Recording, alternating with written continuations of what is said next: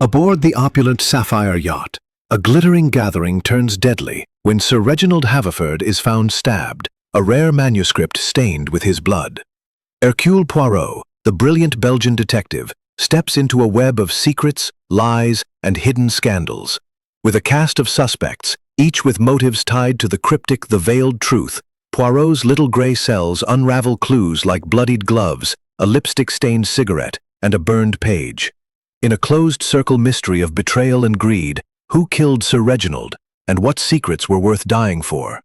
Dive into this gripping Agatha Christie-style tale of suspense and shocking revelations. Chapter 1. The Invitation to the Sapphire Yacht. The late summer sun cast a golden sheen over the calm waters of the English Channel, its rays dancing upon the gentle waves like 1,000 tiny mirrors. The Sapphire Yacht, a vessel of considerable elegance and repute, lay anchored just off the coast of Devon, its sleek lines and polished deck a testament to the wealth and taste of its owner, Sir Reginald Haverford. The yacht was not merely a mode of transport, but a floating palace, a symbol of opulence that had drawn a select group of guests for what was promised to be an unforgettable weekend. Captain Arthur Hastings, ever the loyal companion of Hercule Poirot, stood at the railing of the yacht, his eyes fixed on the distant shore.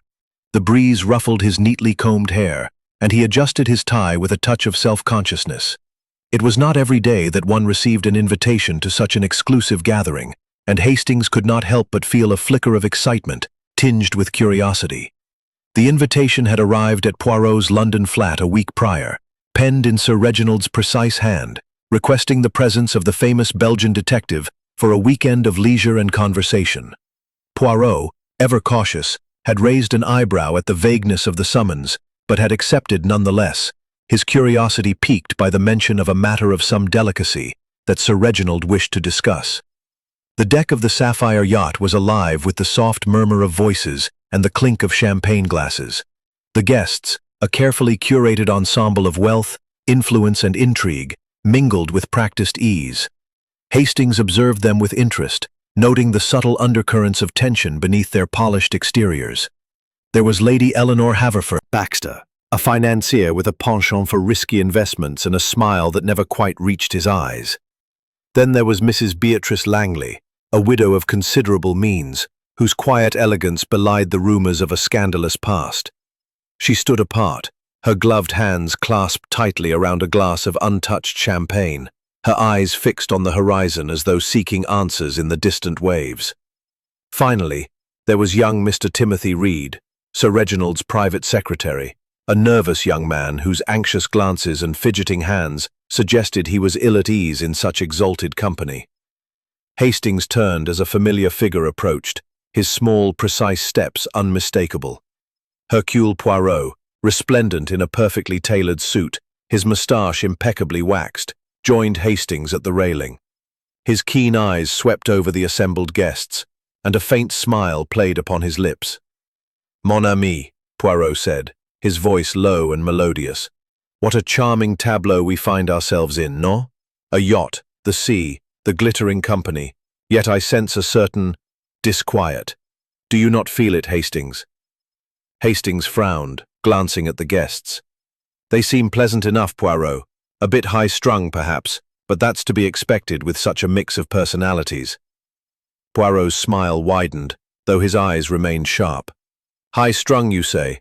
Oui, but there is more. The air, it is heavy with secrets. Each of these persons, they carry something hidden, something they wish not to reveal. It is in the glance that lingers too long, the laugh that is too forced. Observe, Hastings, and you will see." Before Hastings could respond, Sir Reginald Haverford himself appeared, a tall, imposing man in his late 50s, his silver hair gleaming in the sunlight. His presence commanded attention, and the guests fell silent as he raised a glass.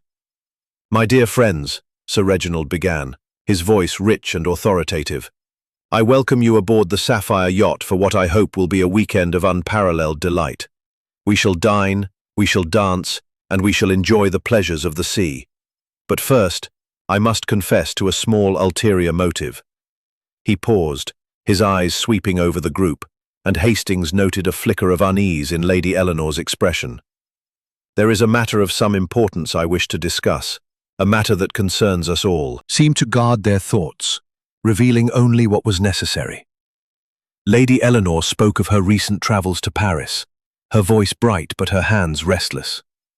Dr. Everett discussed advancements in medical science with a cool detachment, while Miss Winthrop regaled the table with tales of the London stage, her laughter drawing smiles but also, Hastings thought, a hint of envy from Mrs. Langley. Mr. Baxter, meanwhile, steered the conversation toward finance, probing Sir Reginald about his latest ventures with a persistence that bordered on impertinence. Young Mr. Reed, seated at the far end of the table, said little, his eyes darting nervously between his employer and the other guests. Poirot, seated beside Hastings, ate sparingly, his attention fixed on the interplay of personalities. At one point, he leaned toward Hastings and murmured, "Observe, mon ami, the way Mrs. Langley avoids the gaze of Mr. Baxter, and note how Mr. Reed's hand trembles when Sir Reginald speaks. There is a story here, one that is not yet told." Hastings nodded, though he felt a touch of frustration. Poirot's knack for seeing what others missed was both admirable and maddening.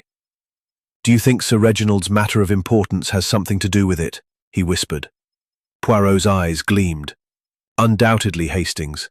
A man such as Sir Reginald does not gather such a company without purpose. But what that purpose is, and why it brings such tension to these faces, that is the question." As dessert was served, a delicate lemon soufflé, the conversation took a darker turn.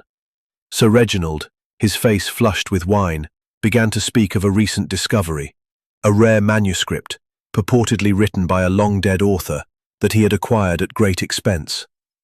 "It is a treasure," he declared, his voice tinged with pride, "and one that will rewrite the literary history of our time. But it comes with complications." The word hung in the air, and Hastings noticed a sudden stillness among the guests. Lady Eleanor's fork paused mid-air, Dr. Everett's eyes narrowed, and Miss Winthrop's smile faltered.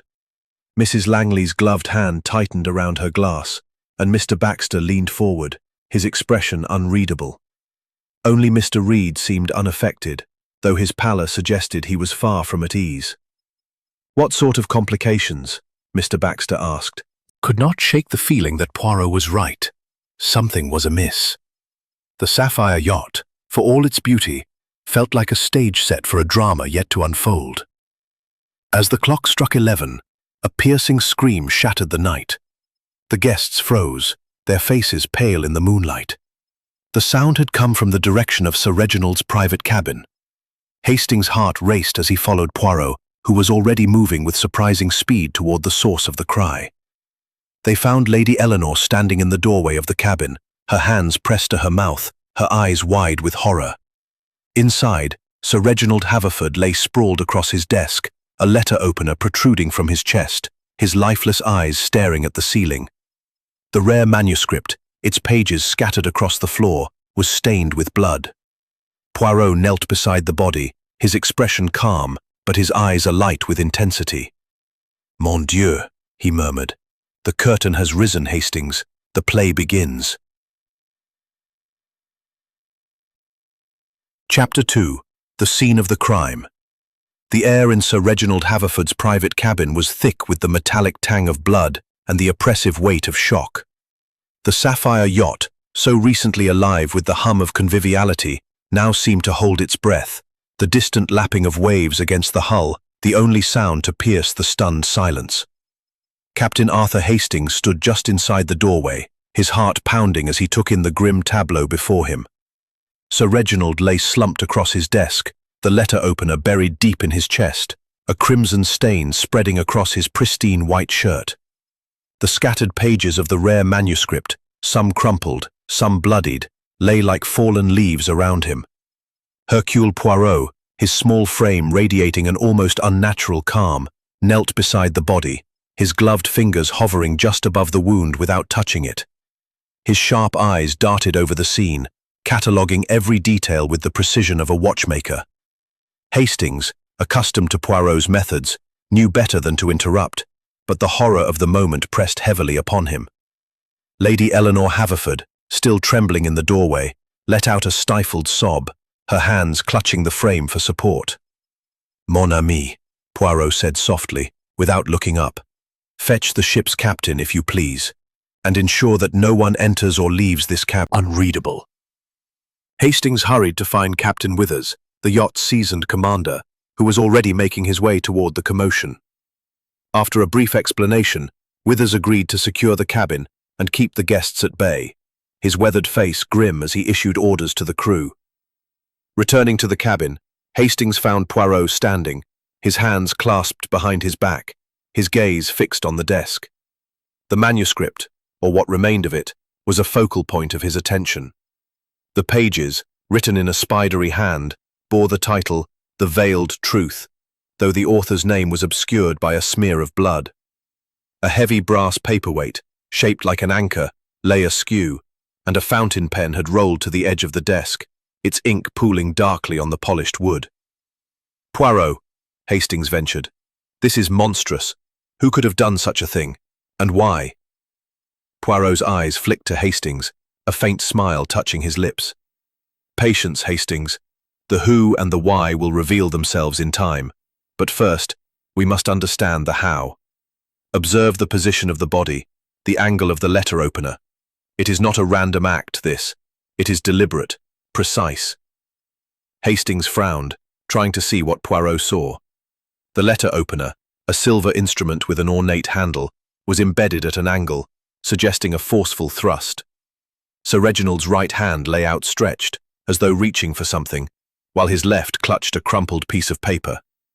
The cabin itself was a study in opulence. Mahogany paneling, a crystal decanter half filled with brandy, a small safe in the corner, its door slightly ajar. Poirot moved to the safe, his movements deliberate. "Hastings, note the safe. It is open yet not forced.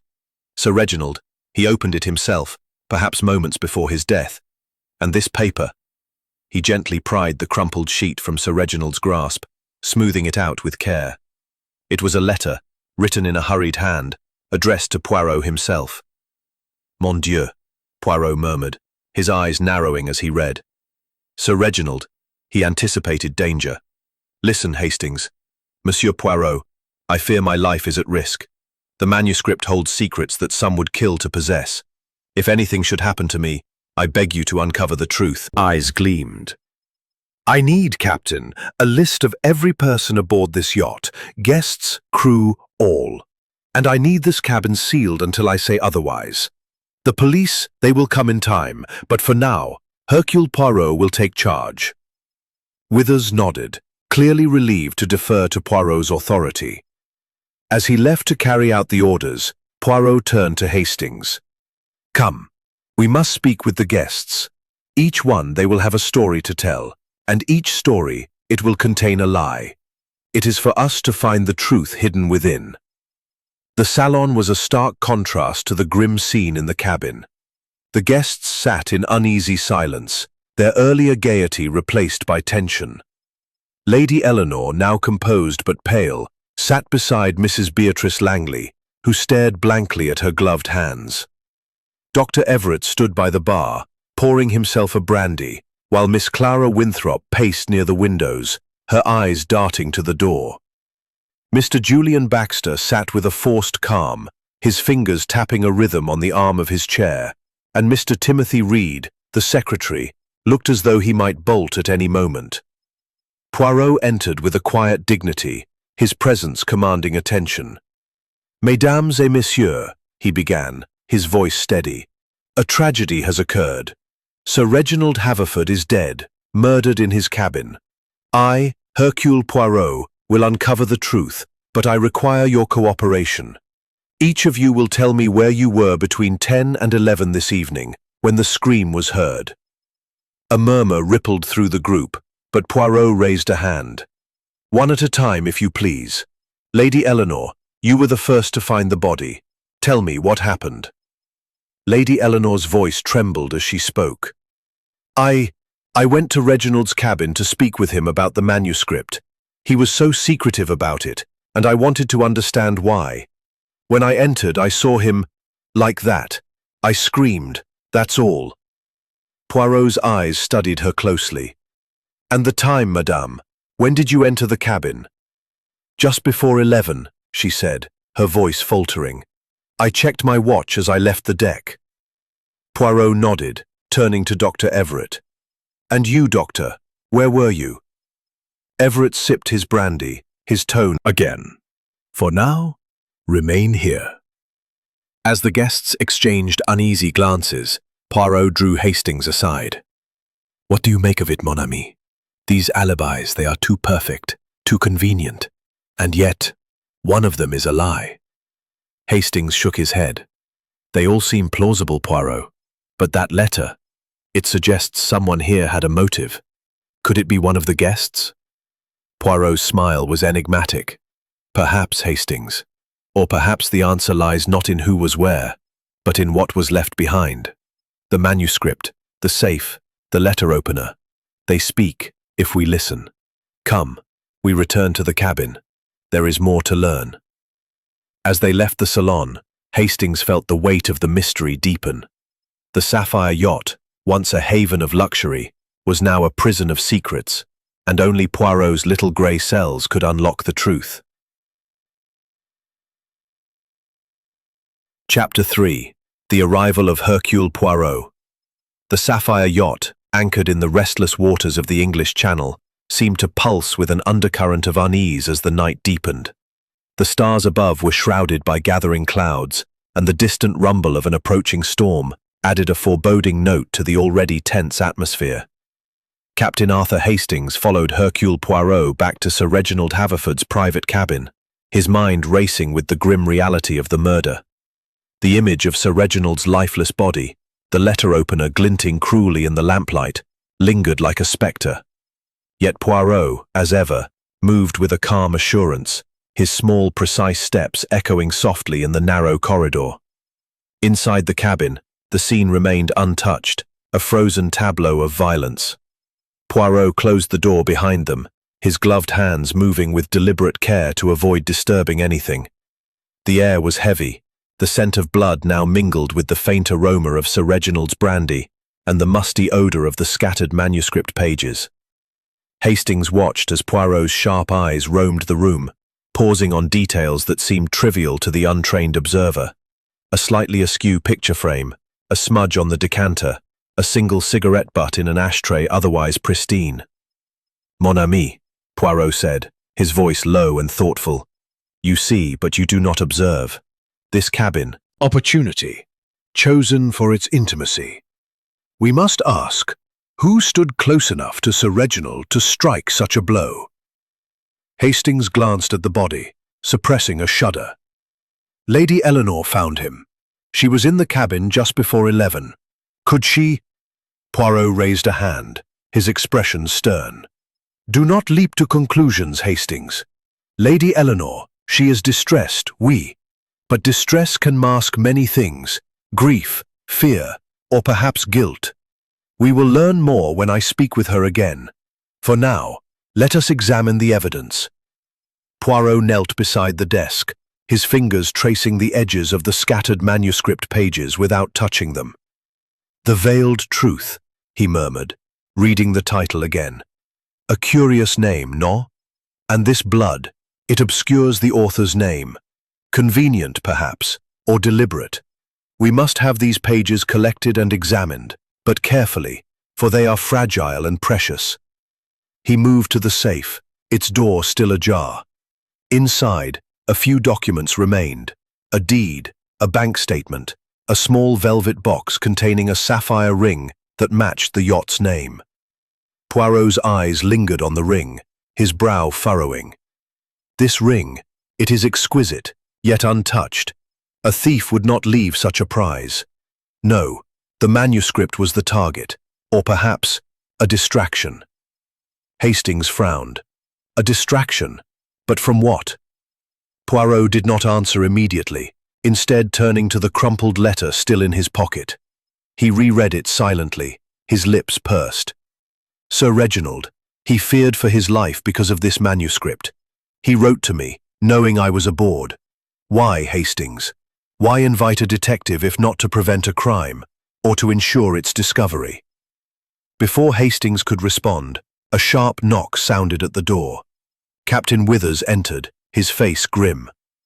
"Mr. Poirot, I've got the list you asked for. Every soul on board, guests and crew. And I've stationed a man outside to keep watch. The guests are getting restless, though. They're demanding answers." Poirot took the list, scanning it with a practiced eye. "Merci, Captain. The restlessness, it is to be expected. Fear and guilt, they make poor bedfellows. Tell me, were you aware of Sir Reginald's concerns about his yacht? The storm, it may delay the police, but it will not delay Hercule Poirot." As Withers left, Poirot turned back to the desk, his attention now on the cigarette butt in the ashtray. "Curious," he murmured, picking it up with a handkerchief. "Sir Reginald, he did not smoke, no? Yet here is a cigarette, half burned with a trace of lipstick. A lady was here, perhaps, or someone wishes us to think so." Hastings' eyes widened. Lipstick? That could point to Lady Eleanor, or Miss Winthrop, or even Mrs. Langley. Poirot's smile was enigmatic. "Or none of them, Hastings. A clue. It can be a lie as easily as a truth. We must verify. Come, let us return to the salon. The guests, they will reveal more than they intend." The salon was a cauldron of suppressed tension when Poirot and Hastings re-entered. The guests sat in clusters, their earlier camaraderie replaced by suspicion. Lady Eleanor dabbed at her eyes with a lace handkerchief, though Hastings noted her tears seemed sparse. Dr. Everett stood apart, his medical bag at his feet, his gaze fixed on the sea beyond the windows. Miss Clara Winthrop had abandoned her pacing and now sat with a forced smile, her fingers twisting a strand of pearls. Mr. Julian Baxter leaned back in his chair, his eyes darting between the others, while Mrs. Beatrice Langley remained statue-like, her gloved hands still. Mr. Timothy Reed, the secretary, fidgeted incessantly, his face pale. Poirot stood at the center of the room, his presence commanding silence. "Mesdames et messieurs," he began, "I have examined the scene of Sir Reginald's murder, and I assure you, the truth will be found. But I must ask for your patience and your honesty. Tell me, who among you knew of this manuscript, the veiled truth?" A ripple of unease passed through the group. Lady Eleanor spoke first, her voice strained. "Reginald mentioned it at dinner, but he was secretive. He said it was valuable, but I thought it was just another of his collections." Dr. Everett cleared his throat. "He consulted me about its authenticity a week ago, said it was written by a recluse, someone with dangerous secrets. I advised him to have it verified by an expert." Miss Winthrop's laugh was brittle. "He showed me a page in London." Denials followed, each guest shaking their head. Poirot's smile was polite but unyielding. "Very well, but I warn you, the little grey cells, they are not easily deceived. I will speak with each of you privately tomorrow. For now, rest, if you can." As the guests dispersed to their cabins, Hastings caught Poirot's arm. "What do you make of it, Poirot? They all knew about the manuscript, but none admit to being in the cabin." Poirot's eyes twinkled. "Exactly, Hastings. They all have a connection to this veiled truth, yet they deny proximity to the crime. One of them lies, and that lie, it will unravel the mystery. Tomorrow, we dig deeper." As they retired to their own cabin, the storm broke, rain lashing the yacht. Hastings felt the weight of the night's events, but Poirot's calm certainty was a beacon in the dark. The game, as Poirot would say, was afoot. Chapter 4. The questions begin. The storm that battered the Sapphire yacht through the night had subsided by dawn, leaving behind a sky of bruised clouds and a sea that churned restlessly beneath. The air aboard the yacht was heavy with more than the dampness of the storm. Suspicion hung like a fog, curling around each guest and crew member. Captain Arthur Hastings awoke with a sense of unease, the events of the previous evening replaying in his mind. Sir Reginald Haverford's lifeless body, the bloodied manuscript, and the cryptic note to Poirot all pointed to a mystery that was both intricate and deeply personal.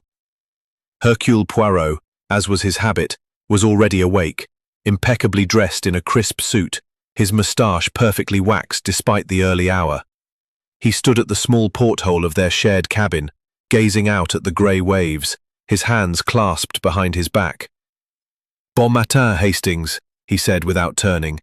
"The storm, it has passed, but the tempest within these walls, it grows. Today we begin to unravel the threads." Hastings rubbed sleep from his eyes, his mind still foggy. "You mean to interview the guests, I take it. But Poirot, they've all given their alibis. What more can they tell us?" Poirot's eyes gleamed with that familiar spark of intellectual excitement. "Alibis, mon ami, are like the surface of the sea." Julian Baxter read a newspaper with an air of forced detachment. Mrs. Beatrice Langley, her gloved hands folded neatly in her lap, stared at the tablecloth. And Mr. Timothy Reed, the nervous secretary, spilled his coffee twice, his apologies barely audible. Poirot, seated at the head of the table, observed the group with the keenness of a hawk. When the meal concluded, he rose, his voice cutting through the tension. "Mesdames et messieurs, I will speak with each of you today, privately, in the library. We begin with Lady Eleanor. The rest of you, remain on the yacht and do not discuss the matter among yourselves. The truth, it is delicate, and I will not have it disturbed."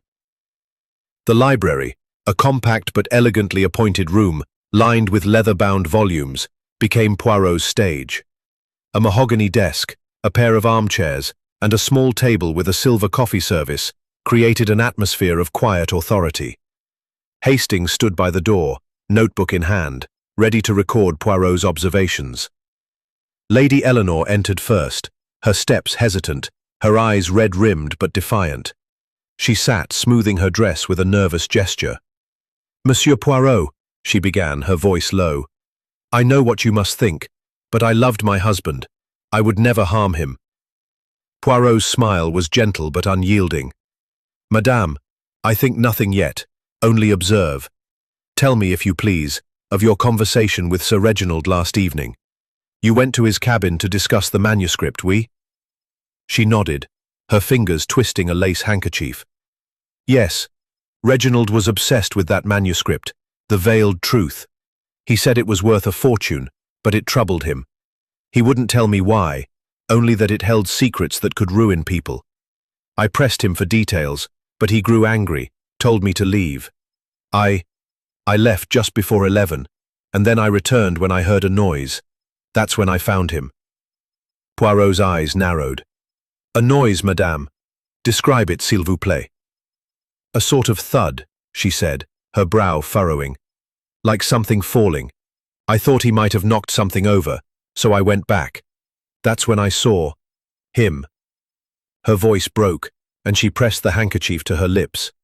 Poirot leaned forward, his voice soft but probing. "And the—" Poirot replied. "But whether it is murder, we shall see." Dr. Malcolm Everett was next, his demeanor calm but guarded. He sat with the ease of a man accustomed to scrutiny, his medical bag at his feet. "Monsieur Poirot, I assure you, I had no reason to harm Sir Reginald. He was a friend and a patient." Poirot's moustache twitched. "A patient, doctor? Was Sir Reginald ill?" Everett's eyes flickered. "Not ill, precisely.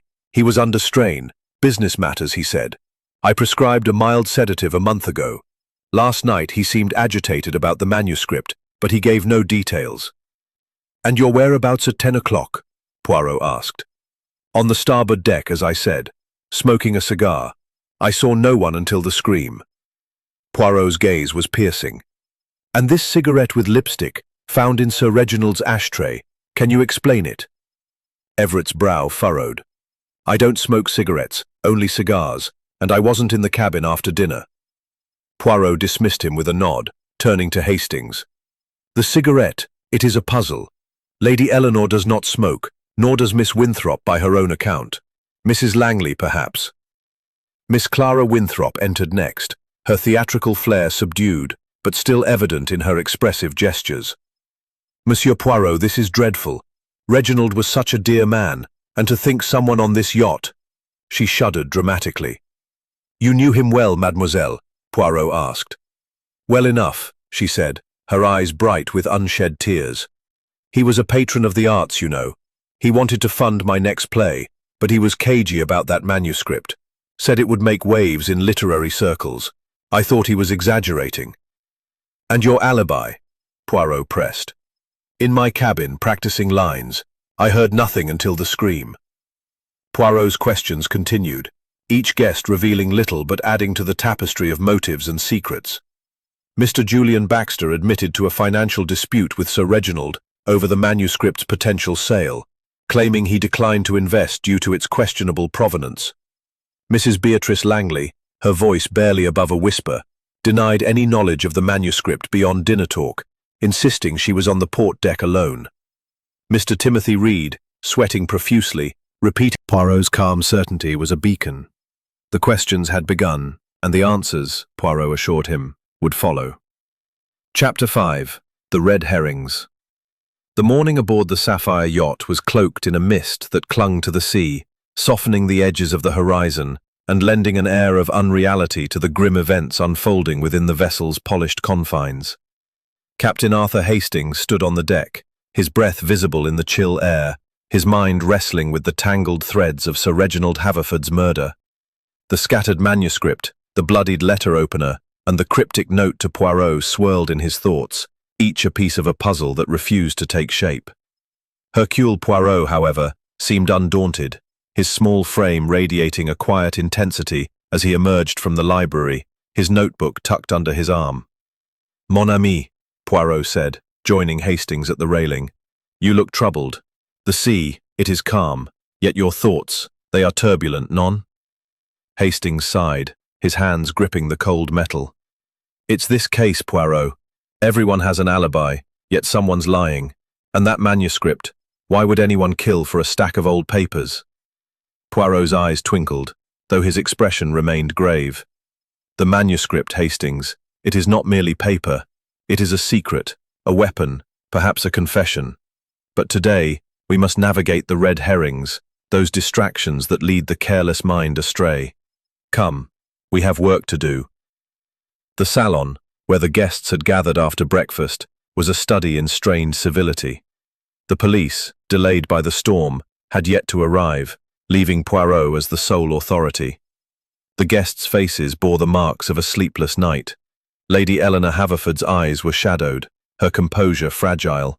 Dr. Malcolm Everett maintained his cool detachment, though his fingers drummed a silent rhythm on his medical bag.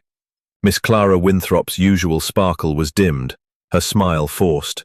Mr. Julian Baxter's sharp gaze darted between his companions, calculating. Mrs. Beatrice Langley sat rigid, her gloved hands still, and Mr. Timothy Reed, the nervous secretary, seemed on the verge of collapse, his tie askew. Poirot's entrance commanded attention, his voice cutting through the murmur of conversation. "Mesdames et messieurs, I have spoken with each of you, and your—" "Some dusty book is the motive here." Poirot's smile was polite but unyielding. "A fortune, monsieur? Perhaps. But the safe, it was opened. Yet nothing of value was taken, only the manuscript disturbed. You yourself declined to invest in it. Why?" Baxter's eyes narrowed. "It was a risky venture. Provenance unclear, value speculative. I deal in certainties, not gambles." Poirot nodded, turning to the group. "And yet, Sir Reginald believed this manuscript held secrets worth killing for. Let us consider another matter.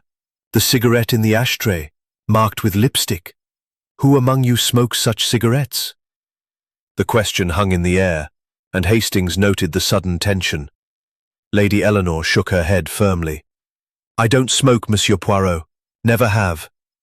Miss Winthrop echoed her, her voice sharp. "Nor I. Cigarettes ruin the voice, you know." Mrs. Langley's lips parted, but she said nothing, her gloved hands tightening. Poirot's gaze lingered on her. "Madame Langley, you are silent. Do you smoke?" Mrs. Langley's voice was barely audible. "Occasionally, yes, but not last night. I was on the port deck, as I said." The room stirred, eyes turning to her. Mr. Reed, his voice trembling, blurted, "It's not fair to single her out. Anyone could have left that cigarette. It's a red herring, isn't it?" Poirot's eyes gleamed. "A red herring, monsieur? Perhaps. but every detail it matters. Let us turn to another, the open safe. Captain Withers confirms it was not forced. Sir Reginald opened it himself. Why?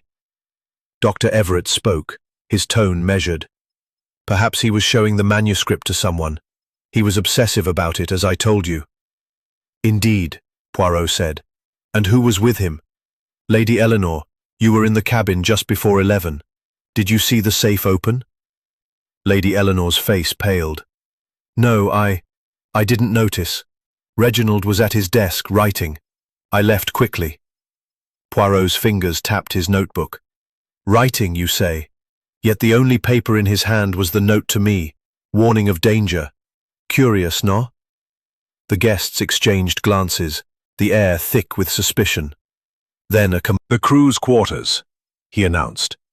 Who among you is missing a pair of gloves? Mrs. Langley gasped, her hand flying to her mouth. They look like mine, but I haven't worn them since yesterday afternoon. Baxter snorted. Convenient, Mrs. Langley. You were on the port deck, you said. Easy enough to slip below and hide them. That's absurd, she cried, her voice breaking. I had no reason to harm Reginald. Poirot raised a hand for silence. Enough. These gloves, they are a clue, but perhaps not the one you think. The blood, it is dry, yet the murder was only hours ago. And the page, why tear it from the manuscript? We must look beyond the obvious. As the guests dispersed, whispers of accusation trailing them, Poirot drew Hastings aside. The gloves, the cigarette, the page, they are meant to mislead Hastings. Someone wishes to point us toward Mrs. Langley, or perhaps away from themselves. We must tread carefully. Hastings frowned.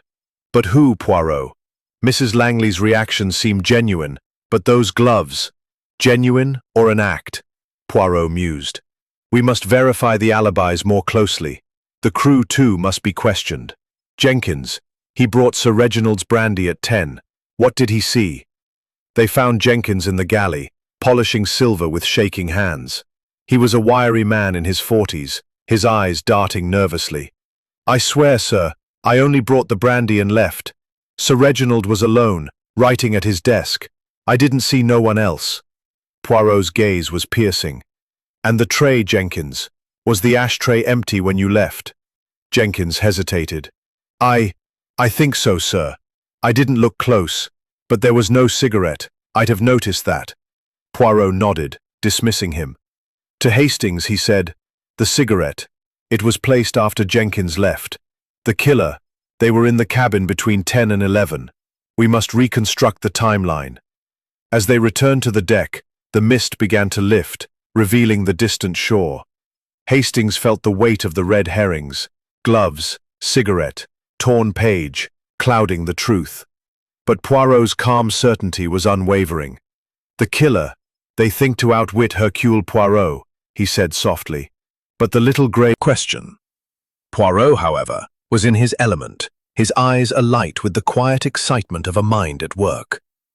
Mon ami, he said, pausing to adjust his already impeccable tie. The red herrings, they are plentiful, but now we find the thread that leads to the truth. A single detail, overlooked by the careless, will unravel this crime.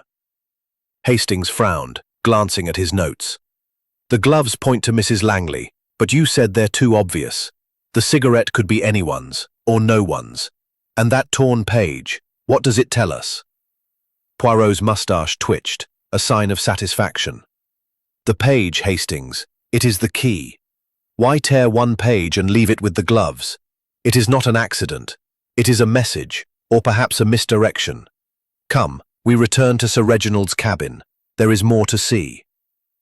The cabin, still sealed under Captain Withers' orders, was as they had left it. Sir Reginald's body removed to the ship's small morgue, but the desk, the scattered manuscript, and the open safe untouched. The bloodstains on the floor had darkened, a grim reminder of the violence that had occurred. Poirot knelt beside the desk, his gloved fingers hovering over the remaining pages of the veiled truth. He picked up one carefully, holding it to the light. Observe, Hastings, he said, pointing to a faint watermark in the corner of the page. This paper, It is rare, handmade, from a specific mill in Florence. The manuscript, it is not merely old, it is unique. And this page, he turned to the torn edge of another sheet. The tear, it is clean, deliberate. The missing page, it was taken for a reason. Hastings leaned closer, squinting at the watermark. But what could be on that page? A secret, like Sir Reginald said. "Oui," Poirot replied, his voice low. "A secret worth killing for. We must find that page, but first, we examine the desk more closely." Poirot's attention shifted to the fountain pen, still lying where it had fallen, its ink dried in a small pool. Beside it was a blotter, its surface marked with faint impressions. Poirot took a pencil and lightly shaded over the blotter, revealing the ghost of words pressed into the paper. "Regardez, Hastings," he said, his voice tinged. "Mr. Julian Baxter to the library for a private interview." Baxter entered with his usual air of confidence, though his eyes betrayed a flicker of unease. "Monsieur Poirot, this is becoming tiresome. I've told you where I was, reading in the library. What more do you want?" Poirot held up the blotter, its faint writing visible in the light. "This, monsieur, was found on Sir Reginald's desk. It bears your name and the time 10:30. Yet you claim you were not in his cabin. Explain, if you please." Baxter's face paled, but he recovered quickly, his voice sharp. "That's preposterous. I was in the library, as I said. Anyone could have written my name. Reginald, the killer, anyone. It proves nothing." Poirot's gaze was unrelenting. "And yet, monsieur, Sir Reginald wrote this moments before his death. Why your name? Were you to meet him?" Baxter's jaw tightened. "If I was, I didn't. I told you I declined his offer to invest in that manuscript. He was annoyed, said I'd regret it. Maybe he wrote my name out of spite." Poirot nodded, dismissing him with a wave. As Baxter left, Hastings whispered, "He's hiding something, Poirot. That blotter, it's damning." "Perhaps," Poirot said. "But the truth, it is not so simple. The blotter, it is a clue, but also a distraction. We must look beyond it." Returning to the salon, Poirot turned his attention to the steward, Jenkins, who stood nervously by the door. "Monsieur Jenkins, you brought Sir Reginald's brandy at 10. Tell me, did you see anything unusual on his desk?" Jenkins swallowed hard, his eyes darting to the guests. I saw the manuscript, sir, and the pen. He was writing, like I said. But there was something else, a small book like a diary on the corner of the desk. I didn't think much of it." Poirot's eyes gleamed. "A diary, you say? And where is it now?" Jenkins shook his head. "Gone, sir. It wasn't there when I went back after the scream." Poirot exchanged a glance with Hastings. "A diary, Hastings. Another piece of the puzzle missing. The killer, they took it or hid it. We must search." The search was meticulous, Poirot directing the crew to check every corner of the yacht while ensuring the guests remained under watch. Like the gloves, was hidden where it could be found. The killer, they are clever, but not clever enough. We must confront Mrs. Langley. Mrs. Beatrice Langley was summoned to the library, her face pale but composed. Poirot held up the diary, his voice gentle but firm.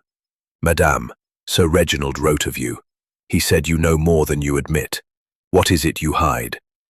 Mrs. Langley's gloved hands trembled, but her voice was steady. "I don't know what you mean, Monsieur Poirot. Reginald and I were old friends, nothing more. If he wrote of me, it was his imagination." Poirot's eyes studied her closely. "And yet, madame, your gloves were found with a page of the manuscript, and now this diary. Why did Sir Reginald fear you?" Her composure cracked, her voice rising. "Fear me? That's absurd. I knew of the manuscript's value, yes.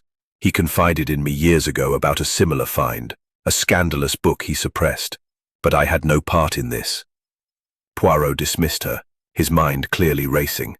To Hastings he said, "The diary, the gloves, the blotter, they are pieces of a puzzle, but not the whole. The killer, they wish us to chase shadows. Tomorrow, we will see the truth more clearly." As the sun set, casting long shadows across the yacht, Hastings felt the mystery tightening like a noose. Poirot's little grey cells were at work, and the clue in the diary, though small, was a step toward the truth. The sapphire yacht, anchored in the restless waters of the English Channel, seems to hum with a quiet menace, as the afternoon sun cast long shadows across its polished decks. The mist had lifted, but the air aboard remained thick with distrust, each guest eyeing the others with a mixture of fear and suspicion.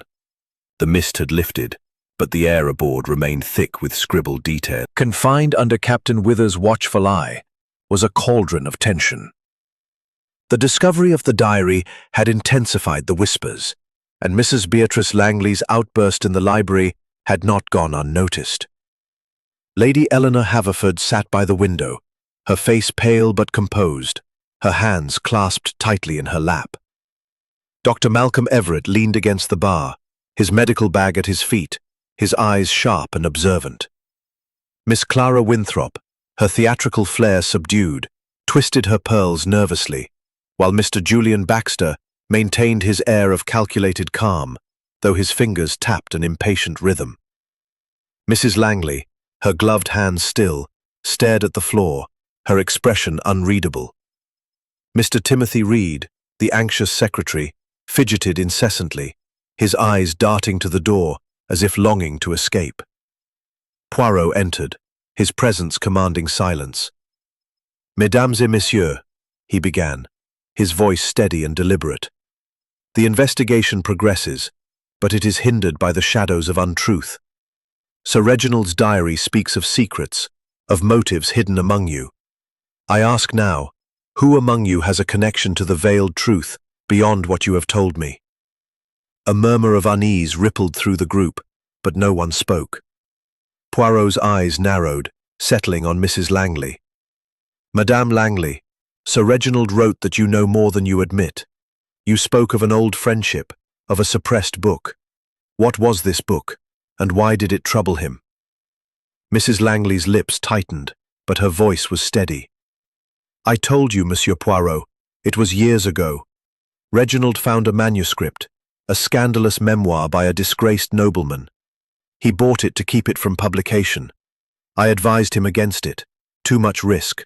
That's all." Poirot's gaze was unrelenting. "And this new manuscript, The Veiled Truth, did it remind you of that memoir?"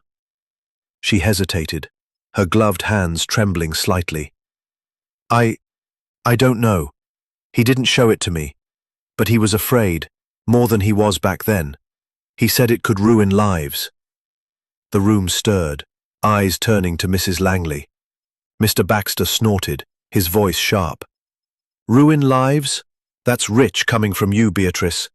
"You were in his cabin at 10:30, moments before his death. Did he speak of this danger then?" She shook her head, tears welling. "No. He was angry, told me to leave. I heard nothing until the thud, as I told you." Poirot nodded, turning to Dr. Everett. "Doctor, you prescribed a sedative for Sir Reginald's strain. Did he speak of this manuscript, of threats?" Everett's tone was measured, but his eyes were cautious. "He mentioned it once, said it was a literary bombshell. I thought he was exaggerating. Rich men often are. As for threats, he said nothing specific."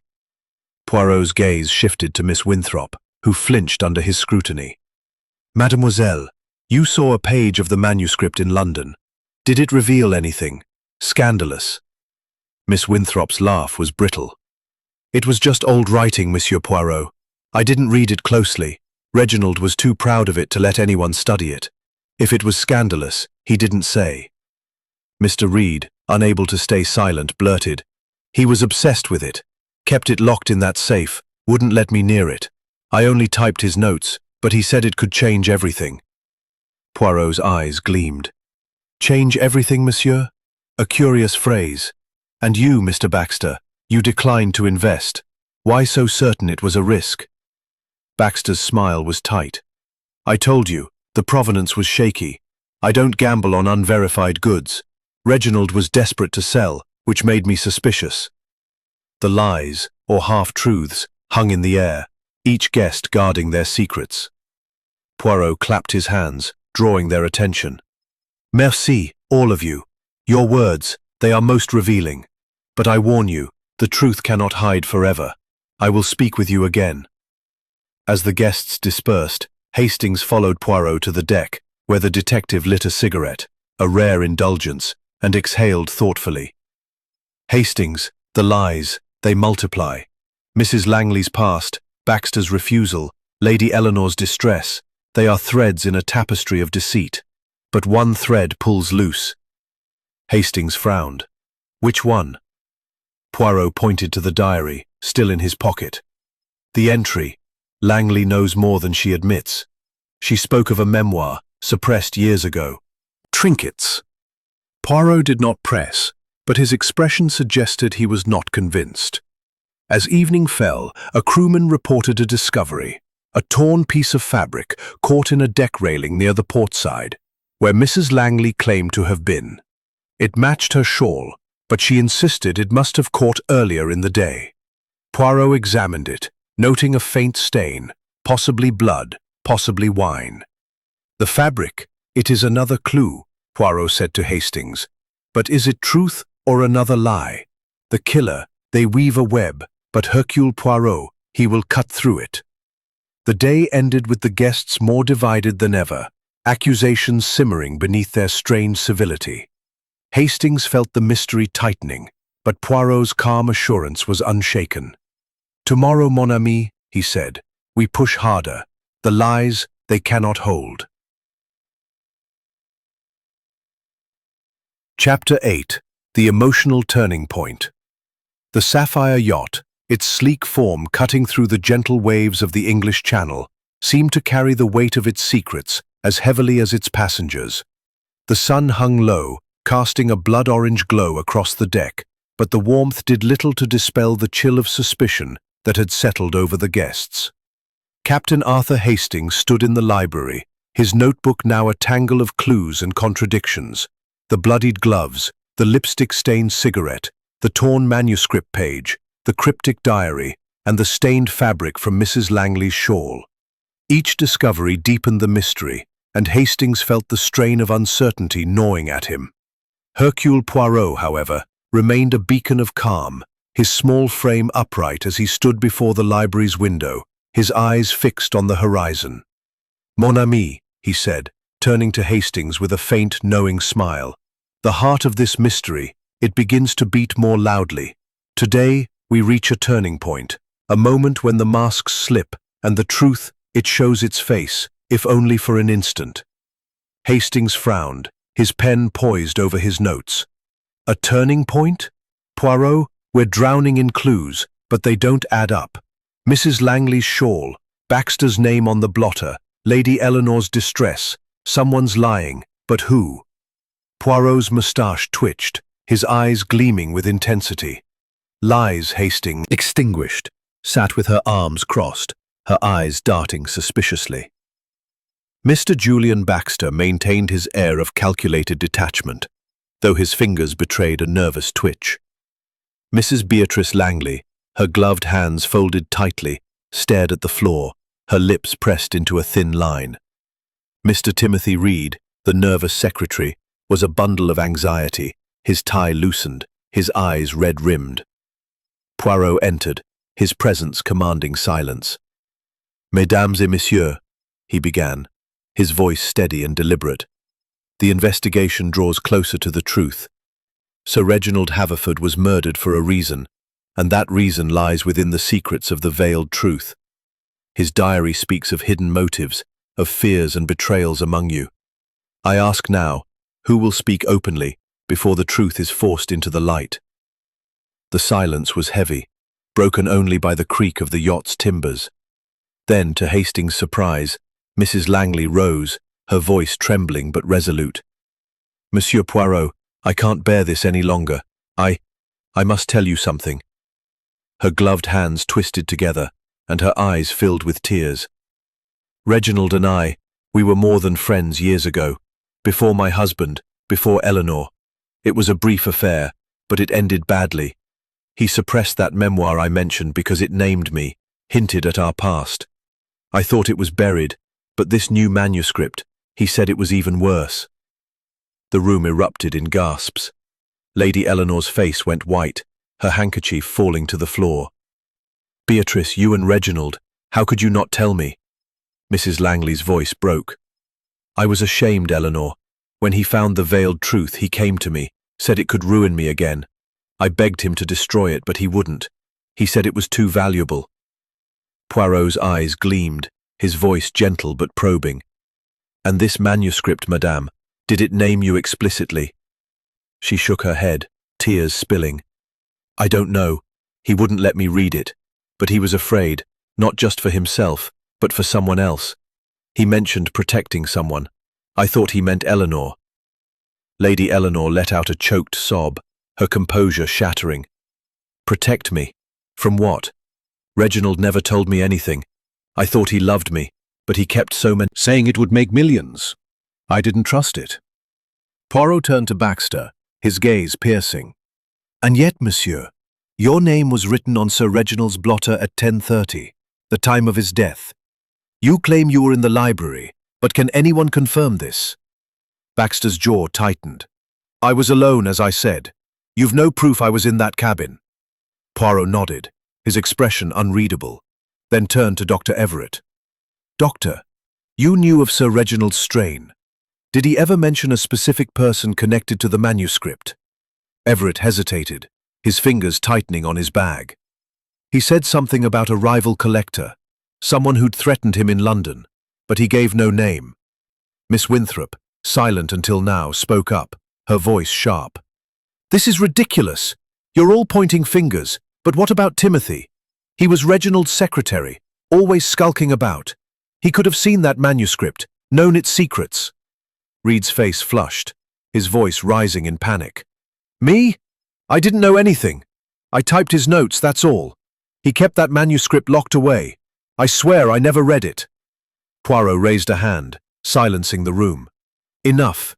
Your secrets, they spill like wine, but they are not yet the truth. Madame Langley, your confession, it is a step, but there is more you withhold. And you, Madame Haverford, your grief hides something, fear perhaps. I will learn it all." As the guests dispersed, their faces a mix of relief and dread, Poirot drew Hastings aside. "The turning point, Hastings. Mrs. Langley's confession, it cracks the facade. The affair, it gives her motive, but also Lady Eleanor. And this rival collector, another thread to pull." Hastings nodded, his mind racing. "Mrs. Langley's affair, that could be the scandal in the manuscript. But why kill Reginald now, after all these years?" Poirot's eyes gleamed. "Perhaps because the veiled truth is not just about her past, but someone else's present. We must find that missing page, Hastings, and we must watch Lady Eleanor closely. Her tears, they are real, but they hide a deeper truth." As they returned to the library, Poirot examined the diary again, his fingers tracing the entry about protecting E. "This E," he murmured. "It is Lady Mrs. Langley's confession, Lady Eleanor's breakdown, marking a shift in the case." Poirot, his little grey cells at work, was closer to the truth, and Hastings knew the next revelation would be critical. The trap, the sapphire yacht, its elegant silhouette framed against a twilight sky, seemed to hold its breath as the investigation into Sir Reginald Haverford's murder reached a critical juncture. The air was thick with the salt of the sea and the weight of unspoken truths, the guests' nerves frayed by days of confinement and Hercule Poirot's relentless probing. Captain Arthur Hastings stood in the library, his notebook a testament to the mounting clues. The bloodied gloves, the lipstick-stained cigarette, the torn manuscript page, the cryptic diary, the stained shawl, and now a burned scrap of paper bearing the name Langley. Each revelation tightened the noose of suspicion, yet the killer remained elusive. Hercule Poirot, his small frame radiating a quiet intensity, paced the library, his hands clasped behind his back. His eyes, sharp and unyielding, gleamed with the certainty of a man who sensed the endgame approaching. "Mon ami," he said to Hastings, pausing to adjust his already impeccable tie. "The time has come to set the trap. The killer, they are clever, but they grow careless under pressure. Tonight, we will gather the guests, and we will provoke the truth." Hastings frowned, his pen hovering over his notes. A trap, Poirot. You mean to confront them all. But we still don't have the missing page, and that burned scrap, Langley. It points to Mrs. Langley, doesn't it? Poirot's moustache twitched, a sign of amusement mixed with determination. The scrap. It is a clue, but also a distraction. The killer wishes us to focus on Mrs. Langley, but the truth, it lies in the connections between them all. Tonight, we will apply the psychological pressure, and the guilty, they will betray themselves. The salon was prepared for the gathering, its crystal chandeliers casting a warm but uneasy glow over the mahogany table. The guests, summoned by Captain Withers, filed in with palpable apprehension. Lady Eleanor Haverford, her face pale and drawn, clutched a fresh handkerchief, her eyes darting nervously. Dr. Malcolm Everett of you has a piece of this puzzle, and tonight I, Hercule Poirot, will assemble it. The manuscript, the veiled truth, is the heart of this crime, and one of you killed to protect its secrets, or to claim them. A murmur of protest rose, but Poirot raised a hand, his eyes piercing. Let us review the facts. Sir Reginald was stabbed with a letter opener at approximately 10:30 p.m., his safe open, his manuscript scattered. A cigarette with lipstick was found, yet none of you admit to smoking it. A pair of bloodied gloves, resembling those of Madame Langley, was hidden in the crew's quarters, along with a torn page. A diary, mentioning Langley and E, suggests secrets and motives. And now, a burned scrap of paper, bearing the name Langley, found in the engine room. These clues, they point in many directions, but only one leads to the truth. He paused, letting the tension build, then turned to Mrs. Langley. Madam, you confessed to an affair with Sir Reginald years ago, tied to a suppressed memoir. Was the veiled truth a similar threat to your reputation? Mrs. Langley's voice trembled, but her eyes were defiant. I told you, Monsieur Poirot, I didn't read it. Reginald said it could ruin lives, but I had no reason to kill him. I've lived with my shame for years. Poirot nodded, turning to Lady Eleanor. Madame Haverford, your husband wrote of protecting E. You claim ignorance of the manuscript's secrets, yet you were in his cabin at 10:30. Did you see something you have not told us? Lady Eleanor's face crumpled, her voice a whisper. I saw nothing, I swear. He was writing, angry. I left because he shouted at me. I didn't know he was in danger. Poirot's gaze shifted to Mr. Baxter. Monsieur Baxter, your name was on Sir Reginald's blotter at 10:30, yet you claim you were in the library. Why did he write your name? Baxter's jaw tightened, his voice sharp. I told you, I refused his deal. He was desperate, probably wrote my name to pressure me. I wasn't there. Poirot's eyes moved to Dr. Everett. Doctor, you spoke of a rival collector threatening Sir Reginald. Can you name this person? Everett hesitated, his fingers tightening on his bag. He didn't say, only that someone wanted the manuscript destroyed. I thought it was business rivalry. Miss Winthrop. Debt, financial or otherwise. The room froze, eyes darting. Baxter shifted uncomfortably, while Mrs. Langley's face paled further. Lady Eleanor's breath hitched, and Reed's hands shook violently. Poirot's voice softened, but his gaze was unrelenting. A debt. It can be a powerful motive. Sir Reginald, he was a man of wealth and influence, but also of secrets. Who felt the weight of his power? Mrs. Langley broke, her voice a sob. I owed him nothing. But my late husband, he borrowed from Reginald years ago. It was repaid, but Reginald never let me forget it. He used it to keep me silent about our past. Baxter's eyes narrowed. And I refused his deal, as I said. If there was a debt, it was his to me for wasting my time. Lady Eleanor's voice was barely audible. Reginald never spoke of debts to me, but he was different lately. Secretive. I thought it was the manuscript.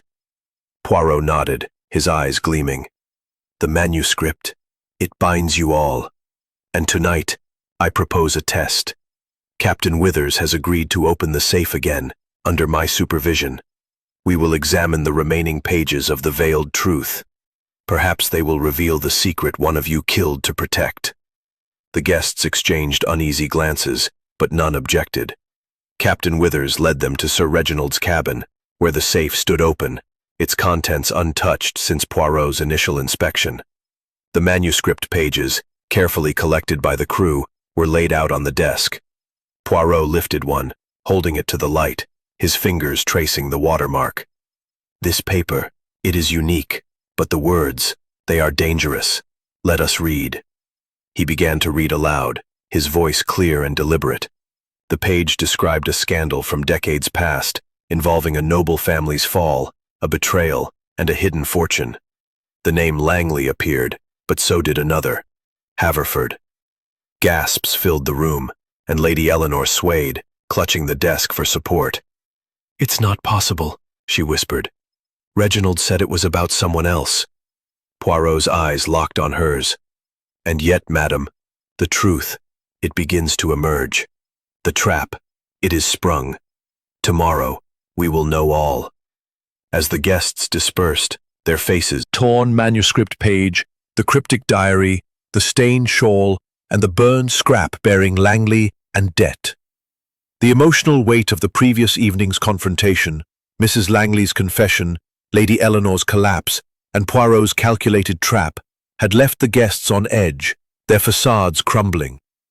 Hercule Poirot, his small frame radiating an almost palpable authority, stood at the head of the salon's mahogany table, his eyes scanning the assembled guests. Lady Eleanor Haverford, her face pale and drawn, clutched a handkerchief, her eyes red from sleeplessness. Dr. Malcolm Everett stood rigidly, his medical bag at his feet, his gaze steady but wary. Miss Clara Winthrop, her theatrical poise shattered, twisted her pearls with nervous fingers. Mr. Julian Baxter sat with forced calm, his sharp eyes darting between his companions. Mrs. Beatrice Langley, her gloved hands clasped, stared at the table, her composure fragile.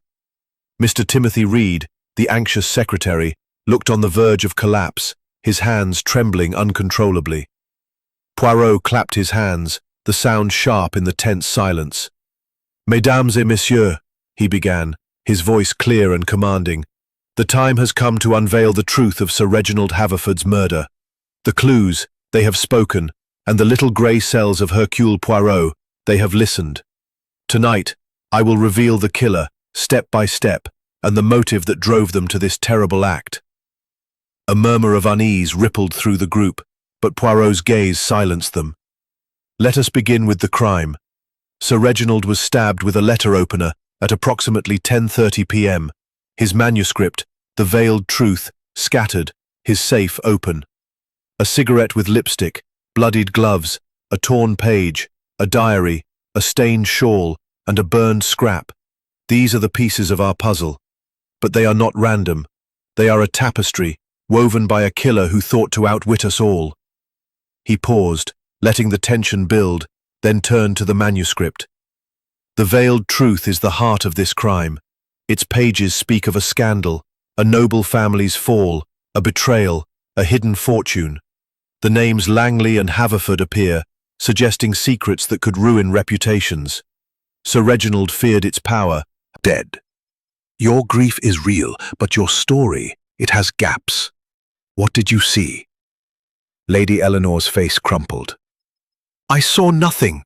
He was angry, writing. I left, then heard the thud and returned. That's the truth." Poirot's gaze shifted to Mr. Baxter. "Monsieur Baxter, your name was on the blotter at 10:30, yet you claim you were in the library. You refused Sir Reginald's deal, but was it because you knew the manuscript's secrets?" Baxter's jaw tightened. "I told you, it was a bad investment. I wasn't in that cabin." Poirot moved to Dr. Everett. "Doctor, you spoke of a rival collector, but no name. You prescribed sedatives for Sir Reginald's strain. Did you know more than you admit?" Everett's tone was cool. "I knew only what he told me, a manuscript, a threat, nothing more." Miss Winthrop, her voice sharp, interjected. "What about Timothy? He had access to everything, could have read that manuscript." Reed's face flushed, his voice panicked. "I didn't. I typed notes, that's all." Poirot raised a hand, his voice steady. "Enough. Let us reconstruct the night. Sir Reginald was writing at 10, when Jenkins brought his brandy. The ashtray was empty. At 10:30, Lady Eleanor visited, argued, and left. Moments later, he was stabbed. The killer entered, took a page, planted the cigarette, and hid the gloves and page later. The diary left behind mentions Langley, Det, and E. The burned scrap confirms Langley and Det.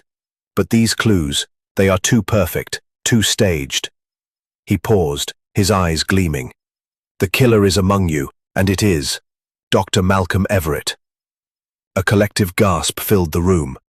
Everett's face paled, but his voice was steady. That's absurd, Poirot. I was on the deck, smoking a cigar. You've no proof. Poirot's smile was unyielding. Au contraire, Doctor. The proof, it is in the details. The cigarette with lipstick. None of the ladies smoke, yet you, a physician, have access to such props from your medical bag, perhaps to stage a scene. The gloves, stained with blood but dry, were planted to implicate Mrs. Langley, whose affair you knew from Sir Reginald's confidences.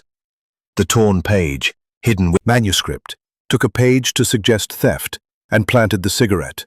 Later, you hid the gloves and page and burned the scrap to point to Mrs. Langley. Everett's face twisted, his voice rising. Lies! You can't prove any of this. Poirot held up the diary. The final entry, Doctor. Everett must be stopped. Sir Reginald knew your secret, and the blotter, it was not Baxter's name, but yours, misread in haste. The crewman's testimony, your absence from the deck, and the burned scrap, all confirm it. Everett lunged for the door, but Captain Withers blocked him, his face grim. You're not going anywhere, Doctor. Lady Eleanor sobbed, Mrs. Langley gasped, and the others stared in shock. Poirot turned to them, his voice calm. The trap, it was simple. I revealed the manuscript's contents, knowing the killer would react. Dr. Everett, your composure broke when I mentioned the debt. The truth, it always reveals itself. As Everett was restrained, Hastings whispered, Poirot, how did you know? Poirot's eyes twinkled. The little gray cells, Hastings. They see what others miss, the pattern, the motive, the lie. The salon fell silent, the weight of the revelation settling over the guests. The killer was caught, but the scars of the truth remained. The end of the former selves, rocked in the pre-dawn stillness of the English Channel. The sky was a tapestry of soft grays, the first hints of dawn painting the horizon, but the air aboard remained heavy with the aftermath of Hercule Poirot's dramatic revelation. Dr. Malcolm Everett, unmasked as Sir Reginald Haverford's killer, had been confined to a locked cabin under Captain Withers' guard, awaiting the arrival of the police, who were expected with the morning tide. The guests, shaken by the truth, had retreated to their cabins, their faces etched with shock, relief, and lingering unease. Captain Arthur Hastings sat in the library, his notebook open but untouched, his mind replaying the events of the previous evening. The clues, bloodied gloves, lipstick-stained cigarette, torn manuscript page, cryptic diary, stained shawl, and burned scrap, had all converged in Poirot's meticulous unraveling, revealing Dr. Everett's motive, a debt, a scandal, and a desperate act. Yet you are troubled, no? Hastings sighed, setting his pen down. It's just, it all fits, Poirot, but it's so grim. Dr. Everett, a respected physician driven to murder over a scandal, and the others, Mrs. Langley, Lady Eleanor, they're left with their secrets exposed. It feels like the manuscript destroyed more than just Sir Reginald. Poirot nodded, his expression grave but serene. Oui, Hastings, the truth, it is often a bitter medicine. The manuscript, the veiled truth, was a Pandora's box, its secrets a poison to those who held them. But the role of Hercule Poirot, it is not to judge, only to uncover. The little gray cells, they see the pattern, but the heart, it feels the cost. Hastings leaned back, his mind turning to the guests. Mrs. Langley's affair, Lady Eleanor's ignorance of her husband's fears, Baxter's greed, Reed's anxiety. Did the manuscript really name them all? Poirot moved to the desk, picking up the collected pages of the veiled truth, now carefully reassembled by the crew under his supervision. The manuscript, it is a chronicle of betrayal, written by a disgraced nobleman decades ago. It names a Haverford, not Sir Reginald, but an ancestor, whose actions ruined a family, Langley's family. It speaks of a medical scandal implicating a young physician, Everett's mentor, whose disgrace shaped his career. The debt was not just financial but moral, a burden Everett carried. Sir Reginald, he acquired the manuscript knowing its power, perhaps to protect, perhaps to exploit. Hastings frowned. But why kill now? Why not years ago? Poirot's eyes gleamed. Because Sir Reginald planned to reveal it. His diary, it speaks of changing everything. He invited us all here, perhaps to confront the guilty, perhaps to seek redemption. Everett, he could not allow exposure. The manuscript, it was his death sentence. Hastings shook his head, marveling at Poirot's insight. And the clues, the gloves, the cigarette, the burned scrap, they were all to point us to Mrs. Langley? Oui, Poirot said, his voice soft. Everett, he was clever. The gloves stolen from Mrs. Langley's cabin, the cigarette taken from his medical supplies to suggest a woman's presence, the torn page hidden to imply theft, and the burned scrap planted to confirm suspicion. But he underestimated the little gray cells. The crewman saw but resolute. Mr. Poirot, the police launch is sighted. They'll be here within the hour. Dr. Everett's secure, but the guests are asking to see you. Poirot nodded. Merci, Captain. I will speak with them one last time. In the salon, the guests gathered, their faces a mix of exhaustion and relief. Lady Eleanor, her eyes red but composed, spoke first. Monsieur Poirot, I don't know how to thank you. But the manuscript, what will happen to it? Poirot's voice was gentle. Madam, the manuscript, it will be given to the authorities. Its secrets, they have caused enough pain. Perhaps it is best buried, as Sir Reginald once buried another. Mrs. Langley, her gloved hands still, looked up. And my past, will it be dragged into the open? Poirot's gaze was kind but firm. Madam, your secret was a shadow, but it is not the crime. The police, they will focus on Everett. Your heart, it must find its own peace. Mr. Baxter, his usual sharpness softened, nodded. You've done us a service, Poirot, though it cost us dearly. Miss Winthrop, her voice quiet, added, I thought it was just a book. I never imagined.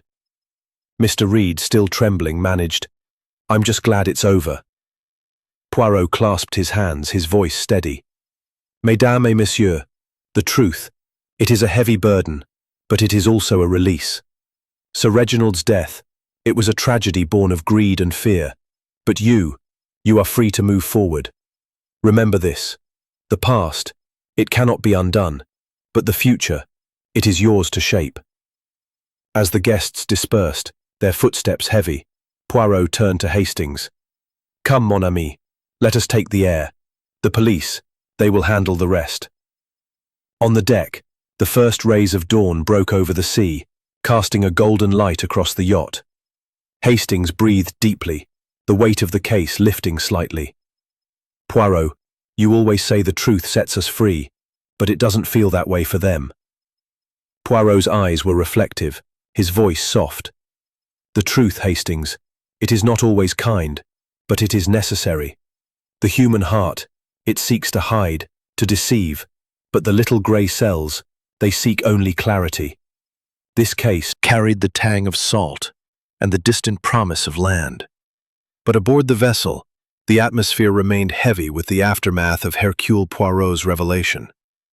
Dr. Malcolm Everett, unmasked as Sir Reginald Haverford's killer, awaited the police in a locked cabin, his fate sealed by Poirot's meticulous logic. Yet for Captain Arthur Hastings, the resolution of the case brought not closure, but a lingering unease, as if the threads of the mystery had not been fully untangled. Hercule Poirot stood on the deck, his small frame immaculate in a tailored suit, his mustache perfectly waxed despite the early hour. He gazed out at the sea, his hands clasped behind his back, his eyes reflective but alert. Mon ami, he said, turning to Hastings with a faint smile, you are troubled, no? The case, it is solved, yet your heart, it is not at rest. Tell me, what bothers you? Hastings sighed, his notebook tucked under his arm, its pages a testament to the intricate web of clues, bloodied gloves, lipstick-stained cigarette, torn manuscript page, cryptic diary, stained shawl and burned scrap that had led to Everett's downfall. It feels too neat, Poirot. Everett's motive, the clues pointing to Mrs. Langley, the manuscript's secrets, it all fits, but something's nagging at me. What if there's more to the veiled truth, something we've missed? Poirot's eyes gleamed, a spark of approval in their depths. You begin to think like Hercule Poirot, Hastings. The case is solved, but the heart of a mystery, it often leaves echoes. The manuscript, it has stirred the past, and the past, it does not always lie quietly. Come, let us speak with the guests once more. There are questions yet unanswered. The salon, where the guests had gathered under Captain Wither's watchful eye, was a scene of subdued tension. The police launch was due soon, but the guests' faces bore the marks of sleeplessness and unresolved guilt. Lady Eleanor Haverford sat by the window, her handkerchief twisted in her hands, her eyes distant. Miss Clara Winthrop, her usual vivacity muted, sipped tea with a distracted air. Mr. Julian Baxter leaned back in his chair, his sharp gaze softened by fatigue. Mrs. Beatrice Langley, her gloved hands still, stared at the floor. Kept so much from me, his fears, the manuscript's secrets. Did he not trust me? Poirot's expression softened. Madame, your husband, he sought to protect you. The diary, it speaks of shielding you from the truth of his ancestors' sins.